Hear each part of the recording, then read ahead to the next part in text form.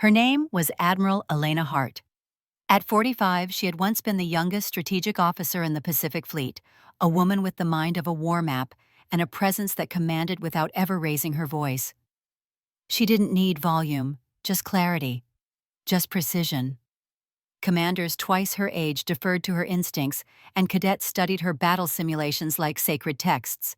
But 12 years ago, during a covert maritime operation near the Kuril Islands, something went wrong. A civilian freighter was damaged. 3 Navy officers were lost. The mission had been classified details buried beneath layers of protocol. But the fallout, that part was very public. A single press release painted the operation as a failure of leadership. No names were mentioned, but inside Navy circles, everyone knew whose hand had drawn the mission map, Elena Hart's. She wasn't given a hearing. There was no tribunal, no defense. Her resignation was requested, her rank quietly removed from records. No formal dismissal, just a silence that swallowed her entire career. And her family. They didn't fight for her. They didn't even ask. The Harts were a Navy lineage, her father, Rear Admiral Lawrence Hart, a legend in the Atlantic Command. Her older brother James had followed his footsteps. When Elena disappeared, James stepped into the very command she had once trained for. No one questioned it. No one mentioned her again. At family dinners, she became a ghost in plain sight. Elena. She used to serve. No one asked what happened that night near the Kurils. No one wondered what it felt like to be blamed without a voice. And Elena never explained. She walked away. Not with shame, but with the silence of someone who had seen too much and said too little for too long. They erased her name from the records, but they couldn't erase it from the sea. After the Navy erased her, Elena didn't fight back. She just left. No press conference, no lawsuit, no bitter final word. She packed a small bag, drove north, and kept driving until the world stopped asking where she'd gone. She ended up in coastal Maine, where the shoreline was jagged and honest, and the people knew how to leave each other alone. She found a room for rent above an old lighthouse station, the kind that still needed manual calibration in storm season, and took it without asking too many questions. The landlady was a widow who liked silence, which made her and Elena a perfect match. In that town, no one cared what her last name was, so she changed it. From Hart to Hale, close enough to sound real distant enough to keep the past buried. Elena Hale. A woman who taught part-time at the local community college and fixed radios on the side. Twice a week she helped train cadets from the nearby Coast Guard unit. Not in combat, not in strategy, just the basics. Navigation, current drift patterns, what to do when systems failed and instincts had to take over. The young recruits never asked what she used to do. They just knew she was good. Not loud, not flashy, but good. Like the kind of good that comes from surviving something that should have broken you. She never posted online.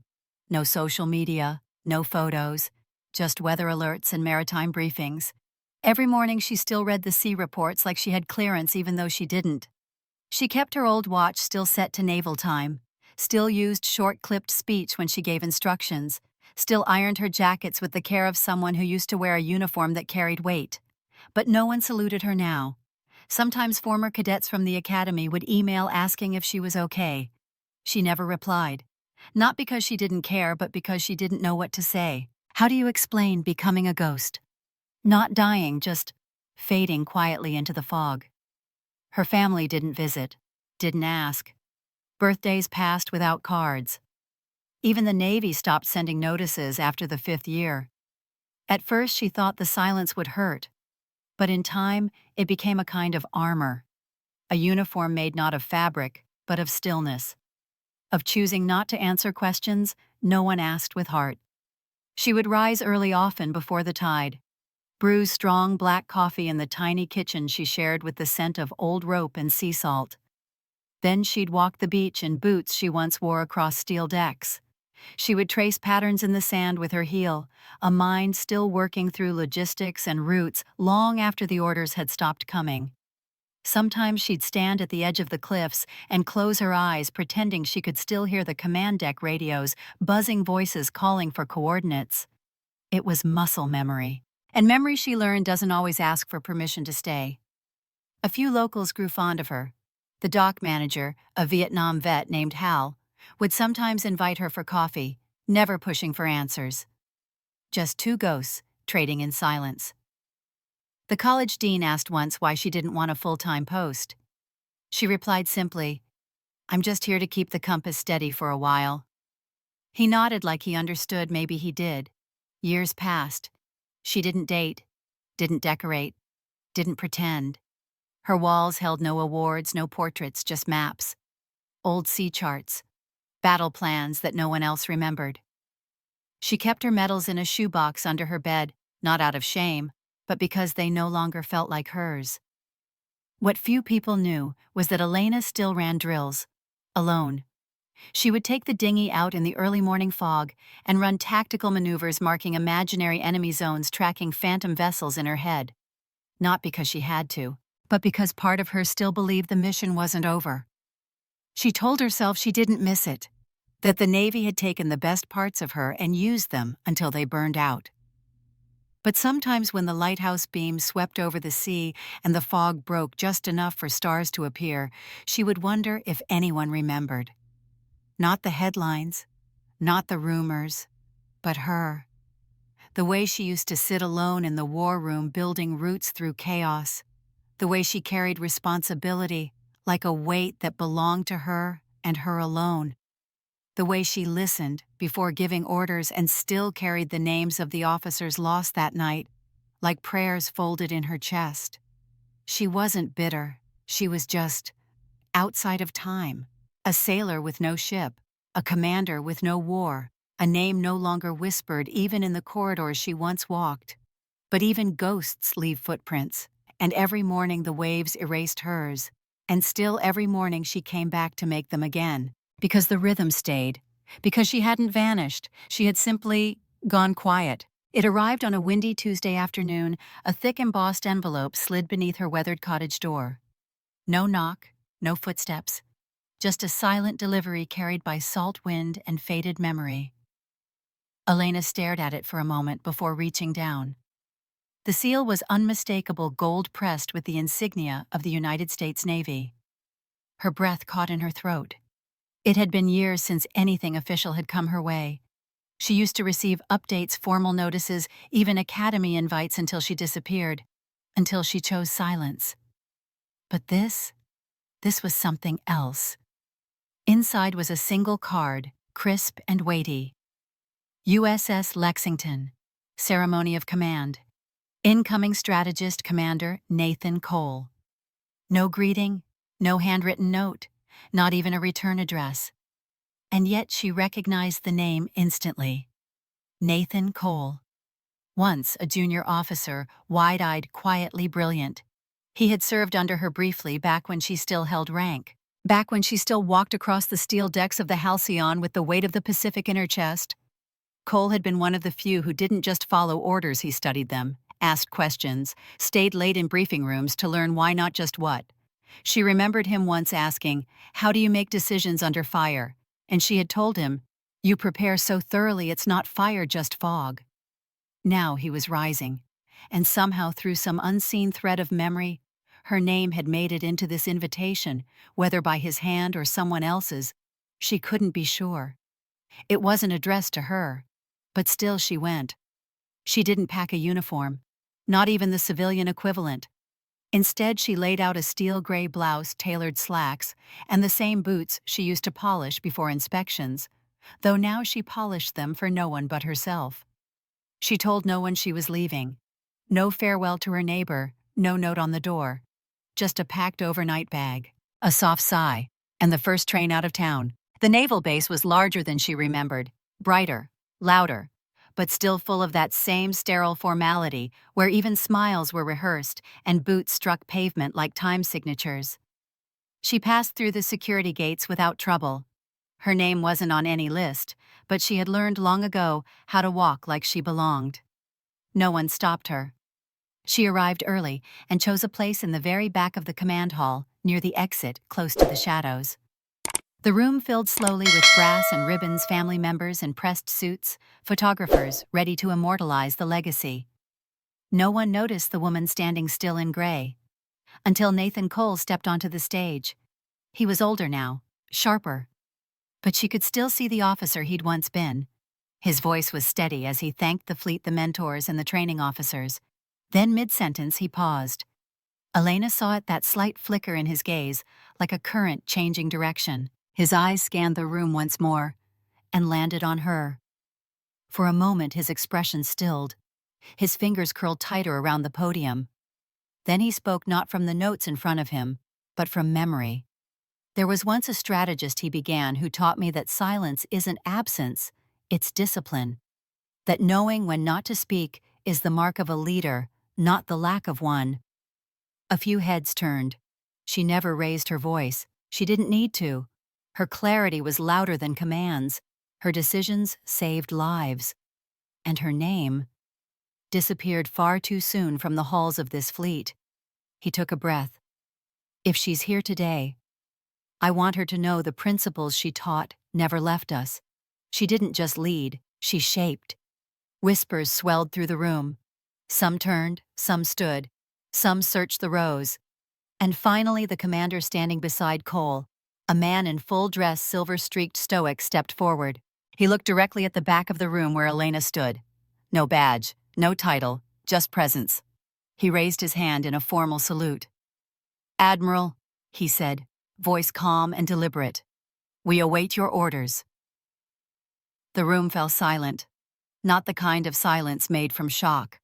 The kind made from memory returns to its rightful place. Elena didn't move for a long moment. Her heart did. Not out of triumph, but out of quiet vindication. Because what she had built didn't vanish. It lived on in those who remembered. It echoed in minds that still carried her teachings. It rose in rooms she was never meant to return to. She didn't need a nameplate. She didn't need to walk the stage. She had already arrived. The night before the ceremony, the coast was silent. Moonlight low and the sky heavy with salt air. Elena had returned to her small rented room just outside the base. She hadn't planned to stay, but something told her the night wasn't done with her. That's when the message came. It arrived not through official channels, not by knock or whisper, but through a nearly forgotten inbox tied to her Navy ID.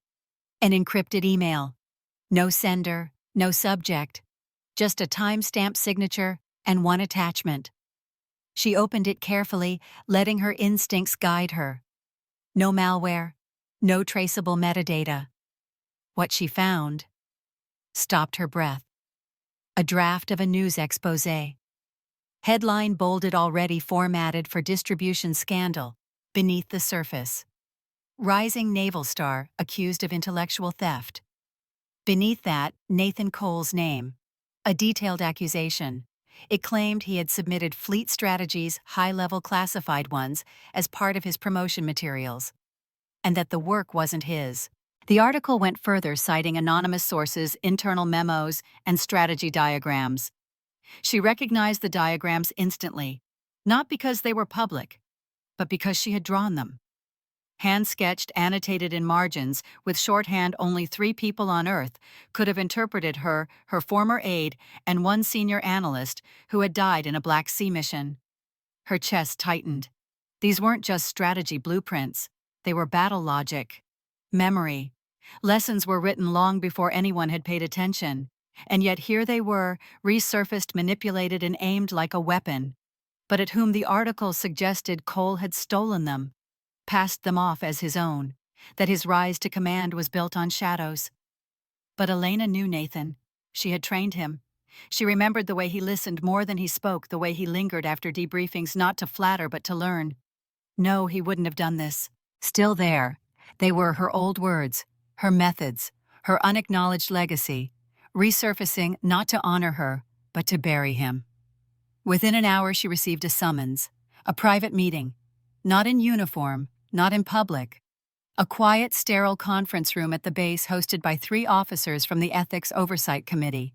No press, no flags, just forms, legal pads, and the kind of stillness that usually comes before judgment. They greeted her as Ms. Hart. No rank, no title, as if those years didn't count anymore. "We've been asked to confirm authorship," one said, sliding the documents toward her. "These were discovered in Commander Cole's training submissions." "Do you recognize them?" Elena studied the pages. Every detail, the notations, the arrows, even the misspelled word in the lower corner, they were hers. Undoubtedly. But they weren't recent. They were from the time before she fell. From the vault of ideas she'd once carried in her head, scribbled in ink, because the fleet had no time for slow minds. The silence hung in the room. "We're asking as a matter of integrity," the second officer said. "If these were originally yours, the committee will launch an investigation into intellectual misconduct." Elena remained quiet. Not out of fear, but because of her silence, she once again had power. She looked at them calmly. The truth sat right there in front of her in her hands in the folds of time. She could speak. One sentence and Cole's name would spiral into disgrace. One sentence and maybe hers would finally be cleared. But she didn't speak. Because she saw the trap, saw the blade hidden beneath the invitation. This wasn't about justice. This was about leverage. Someone had unearthed her forgotten brilliance not to restore her, but to destroy him. To weaponize what was left of her name and aim it at someone she had once called promising. It wasn't revenge, it was manipulation. So she set the papers down. "I have no comment," she said softly. The officers looked at each other. "You're saying you won't confirm or deny?" "I'm saying," she replied, "that if your investigation depends on erasing a man's integrity using something you ignored for a decade, then maybe the problem isn't whose ideas they were." They didn't press further. They dismissed her politely. As she stood, one of them said, "You could take credit, you know. We can fix the record." She looked over her shoulder. "I didn't come back for the record." That night back in her room, she stared out at the water. She thought of how the waves never asked for credit, how they carved the cliffs anyway. She thought of how power didn't always come from being heard.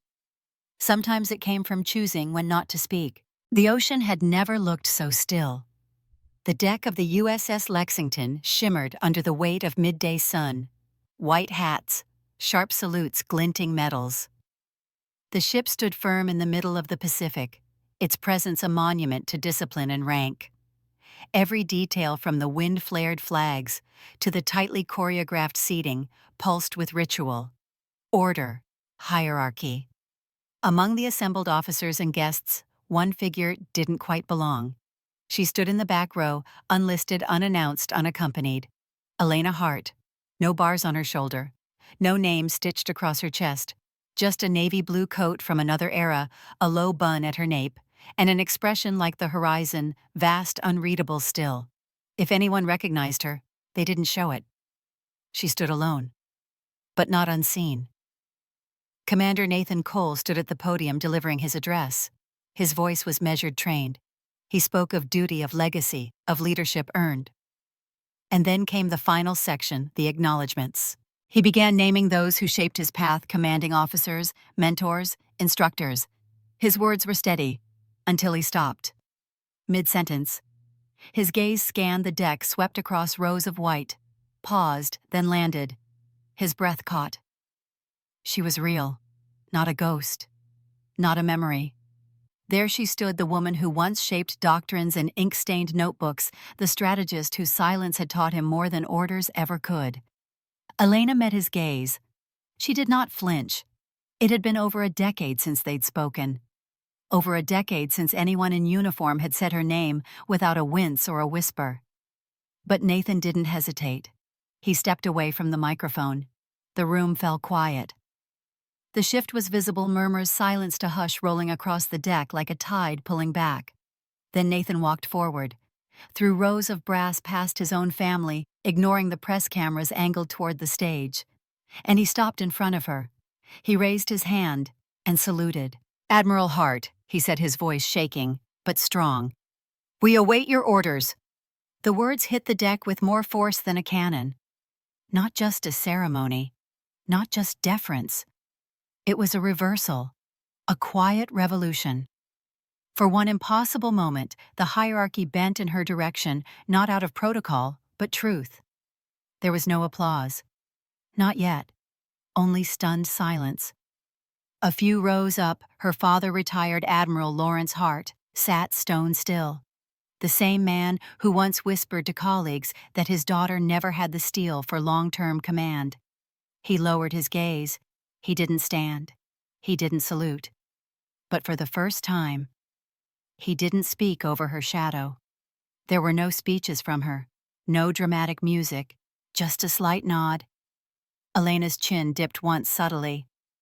Not out of pride, but grace, the kind that arrives when you no longer need the room to cheer to know you've arrived. Nathan's salute remained in place for a heartbeat longer, then lowered with reverence. And in that pause where thunder might have been the fleet, remembered something it had forgotten, that brilliance doesn't always come with applause, that sometimes the greatest leaders are the ones you try to bury. And still they rose. Afterward, no one dared ask why she was there. There was no official record of her presence, no signature on the guest list, no press release. But every officer who stood on that deck would later remember a quiet woman in a Navy coat, a salute that defied history, and a name, Admiral Hart, returned to the wind. There was no announcement, no article, no headline, no viral video of the salute. But in the week following the USS Lexington ceremony, whispers began. High Command spoke quietly. Emails were exchanged with no subject lines. Someone had watched. Someone with influence. And then 3 days later, a black car pulled into the narrow gravel path outside Elena's small home on the coast of Maine. A young officer stepped out carrying a sealed envelope with gold trim. No rank on his collar, no questions in his tone. He simply saluted, handed her the envelope, and left. Inside the letter read, Admiral Hart. The Fleet Strategic Council respectfully invites you to serve on the Strategic Maritime Intelligence Board, a new directive built on resilience, insight, and the wisdom of those history has once overlooked. Your voice is not only welcome, it is needed. No apology. But then Elena had stopped waiting for apologies a long time ago. She didn't reply with words, just showed up at the appointed time, at the appointed place, dressed in her deep blue coat, her boots polished, not for show, but because habit is the last thing to leave a soldier. She walked through the base's front gates past officers decades younger, all with questions in their eyes and reverence in their posture. The board had convened in a glass-paneled room overlooking the sea, a sea she never stopped reading, never stopped respecting. The admiral chair sat empty until she filled it. No one asked why she was gone. They only asked what she thought now. And she gave them her thoughts clear and calm. Tactical brilliance that once filled the margins of forgotten reports now rose through her voice, delivered with the poise of someone who no longer needed to be heard, but was. That evening there was a gala. It was formal, high-ranking, polished, the kind of event where everyone stood straighter when an admiral passed. Elena didn't wear her old stars. She wore a simple navy dress with silver buttons, and her hair was half-pinned in quiet waves. She stood at the edge of the room, hands folded, watching as the younger generation toasted to things she had once written in the dark. Strategies, principles, values, without knowing who birthed them. And then, a moment. A young officer no older than 26 approached her slowly, a glass of water in hand, not wine. His tie slightly askew, his eyes wide and honest. "Ma'am," he said, "I found your old tactical journals. One of my instructors gave them to me last year, said we weren't supposed to officially study from them, that they were too dated." He paused, then added, "But they weren't outdated. They were ahead of their time." Elena tilted her head. The boy continued, "Some of the notations, I've never seen logic flow like that, like a map folding itself into formation." She didn't answer right away, just gave him a long look, the kind that sees past age and rank and uniform. Then she nodded once and walked past him toward the outer deck.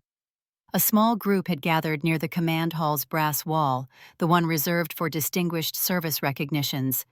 It had been remodeled since her time.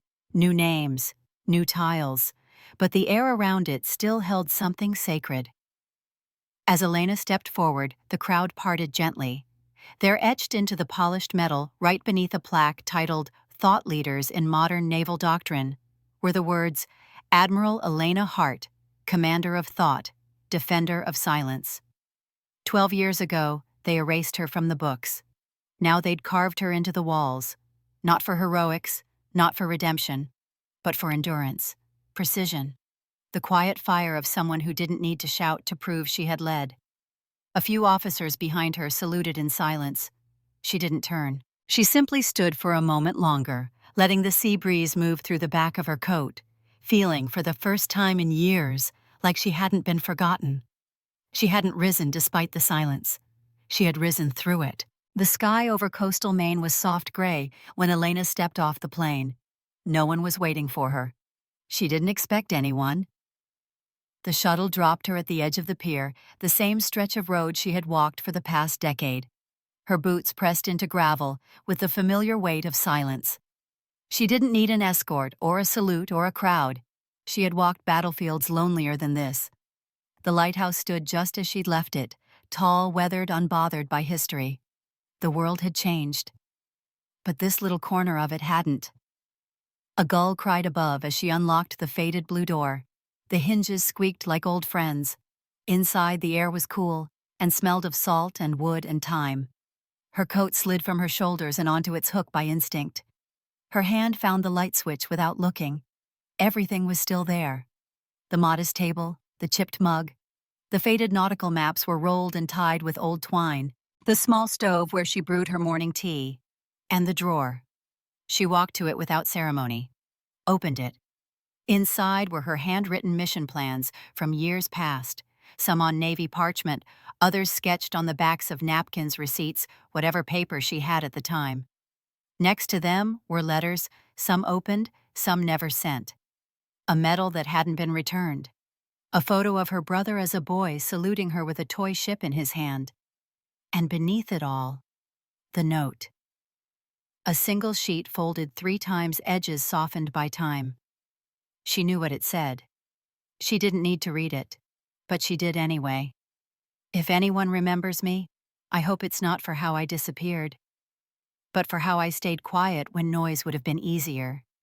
There were no tears, no cinematic swell of grief or joy, only a small breath, the kind that feels like an exhale after years of holding it in. She refolded the note, placed it back, closed the drawer gently, like tucking in something sacred, not hiding it but letting it rest. Then she walked into the kitchen and filled the kettle. Her movements were calm, practiced. The gas flame flickered to life. The water began to warm. Outside, the sea whispered against the rocks, a rhythm she'd come to rely on, steady, disinterested, honest. She poured the tea, held the cup close, and stepped onto the small balcony that overlooked the shoreline. A storm was coming. She could smell it in the air. But she wasn't afraid. For the first time in a long time, she didn't feel forgotten. She didn't feel erased. She had chosen silence not because she had nothing to say, but because she knew the world would one day remember without her shouting. And now it had. She didn't need the last word. She had the truth, and the ocean, and peace. It was the kind of morning where the sky held its breath, all soft light and suspended time. Admiral Elena Hart sat in the back seat of a black government sedan as it passed through the outer gates of the Mid-Atlantic Naval Academy. Her name hadn't been on the official schedule. She wasn't here to speak, or to be honored, or even to be introduced. She was here to observe. A quiet invitation had come from a junior officer, a former student of a student. A ripple from a ripple. That was how legacies moved. The campus had changed since she last walked the grounds like this. New buildings, updated simulators, fresh cadets in pressed uniforms, shoulders too tight, eyes too eager. But the soul of it was the same. She slipped into a large lecture hall midway through a lesson on fleet maneuvers and logistical ethics. A young professor, passionate but rushed, scribbled across a digital board. His words chased his thoughts. Elena stayed in the last row. No nameplate, no attention drawn. She watched, The cadets didn't recognize her. Not really. But 2 rows ahead, a young woman nudged her friend and whispered, "That's Admiral Hart. They say she vanished. No one knows why." Her friend shrugged. "Guess she wasn't built for the pressure," he muttered. Elena didn't flinch. She wasn't offended. They didn't know better, not yet. And maybe they didn't need to. The lecture ended. Cadets filed out in a rush of movement and noise, some flipping open energy bars, others calling home. Elena waited for the room to empty. Then she stood. At the front of the room, she picked up a white stick of chalk, something almost nostalgic in its simplicity, and wrote a single line across the bottom of the board. Her handwriting was firm, clean, unmistakable. Strength doesn't need volume, just presence. She capped the chalk, set it down, and walked out. No announcement, no applause, no photographs, just the sound of her footsteps echoing in the quiet hall. Outside, the air carried salt from the nearby harbor. Seagulls circled overhead, and the wind pulled gently at the hem of her coat. She paused for a moment on the stone path leading back to the car. A cadet passed her unaware, and nodded politely. She returned the gesture. The driver opened the door, but she didn't step in immediately. She turned instead, looking back toward the academy, watching the flags flutter, the walls that would someday house memories not yet written. And somewhere in there, among papers and protocols and late-night debates, a student would read that line. Maybe not today. Maybe not even this year. But eventually. And maybe, just maybe, they'd understand that the most powerful leaders don't always lead with a microphone. They lead with presence, with steadiness, with knowing who they are even when the world forgets. She stepped into the car. The door closed with a soft click. As the vehicle pulled away, she leaned her head against the window eyes, following the curve of the coastline, the endless meeting of land and sea. No matter how many storms passed, the ocean always returned to the shore. That's what she had done. Not with rage, not with vengeance, but with clarity. The truth didn't need to shout. It just needed to stand. And Elena Hart had stood.